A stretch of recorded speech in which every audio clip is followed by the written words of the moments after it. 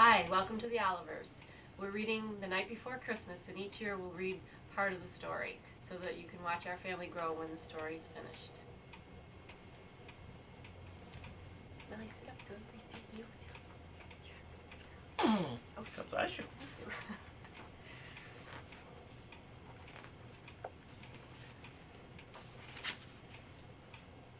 Twas the night before Christmas, when all through the house not a creature was stirring, not even a mouse. The stockings were hung by the chimney with care, in hopes that St. Nicholas soon would be there. Andy, go. Andy, look at the book. Look at the children in their beds. See if you see Santa Claus coming out the window. We're taking. The children were nestled all snug in their beds, while visions of sugar plums danced in their heads. And Mama in her churches, and I and my cat had just settled in for a long winter's nap.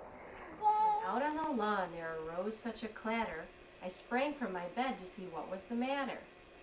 Away to the window I flew like a flash, tore open the shutters and threw up the sash. The moon on the breast of the new-fallen snow gave the luster of midday to objects below, when what to my wondering eyes should appear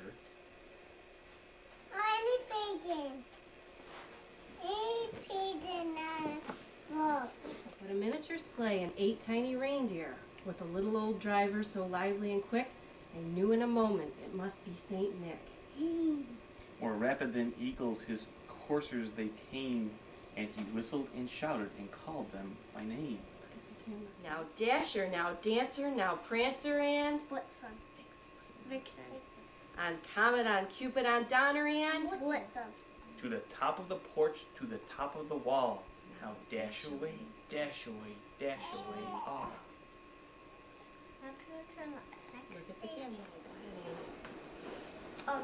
As the dry leaves that before the wild hurricane fly, when they meet with an obstacle mount to the sky.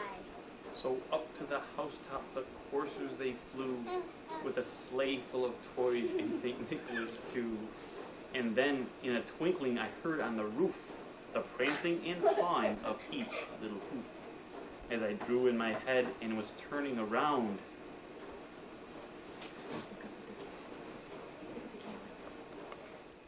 Down the chimney, St. Nicholas came with a bound.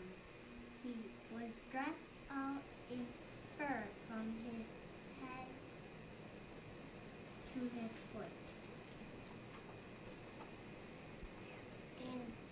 And his clothes were all tarnished with ashes and soot. A bundle of toys he had flung on his back. He looked like a peddler just opening. Look, as Andy said, looked like a peddler just opening. good job. Look at the camera. His eyes, how they twinkled. His dimples, how merry. His cheeks were like roses. His nose like a cherry. His droll little mouth was drawn up like a bow, and the beard on his chin was as white as the snow.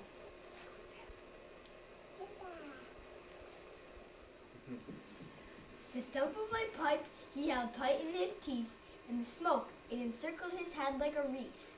He had a broad face and a little round belly that shook when he laughed like a bowl full of jelly.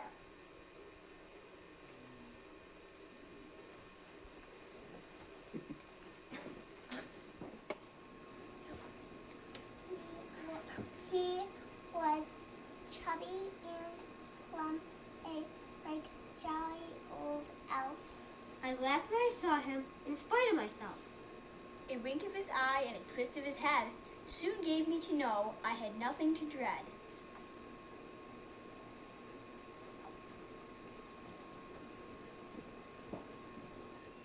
He spoke not a word, but went straight to his work, and filled those stockings, then turned with a jerk.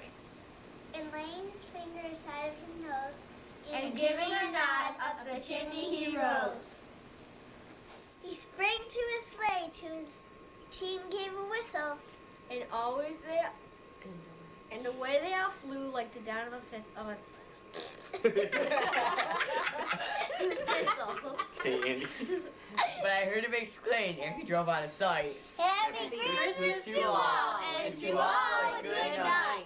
Last year we finished The Night Before Christmas, and this year we're starting a new book called The Polar Express.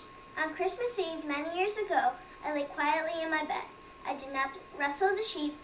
I breathed slowly and silently. I was listening for a sound. The sound a friend had told me I'd never hear. The ringing bells of Santa's sleigh. There's no Santa, my friend had insisted, but I knew he was wrong. Late that night, I did hear sounds, though not the ringing of bells. From outside came the sounds of hissing steam and squeaking metal. I looked through my window and saw a train standing perfectly still in front of my house. It was wrapped in an apron of steam. Snowflakes fell lightly around it. A conductor stood at the open door of one of the cars. He took a large pocket watch from his vest, then looked up at my window. I put on my slippers and robe. I took them downstairs and out the door. All aboard, the conductor cried out. I ran up to him. Well, he said, are you coming? Where? I asked. Why, to the North Pole, of course, was his answer. This is the Polar Express. I took his outstretched hand, and he pulled me aboard. The train was filled with other children, all in their pajamas and nightgowns. We sang Christmas carols and ate candies with nougat centers as white as snow. We drank hot cocoa as thick and rich as melted chocolate bars.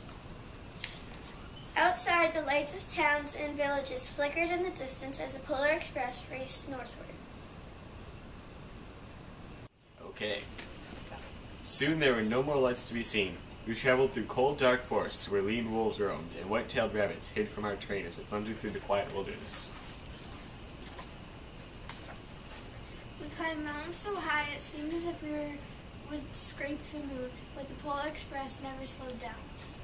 Faster and faster we ran along, rolling over peaks and through valleys like a car on a roller coaster. The mountains turned into hills, the hills to snow-covered plains. We crossed a barren desert of ice, the great polar ice cap. Lights appeared in the distance. They looked like the lights of strange ocean liners sailing on a frozen sea. There, said the conductor, is the North Pole. The North Pole. It was the huge city standing alone at the top of the world, filled with factories where every Christmas toy was made. At first we saw no elves. They are gathering at the center of the city, the conductor told us. That is where Santa will give the first gift of Christmas. Who receives the first gift? We all asked. The conductor answered, he will choose one of you.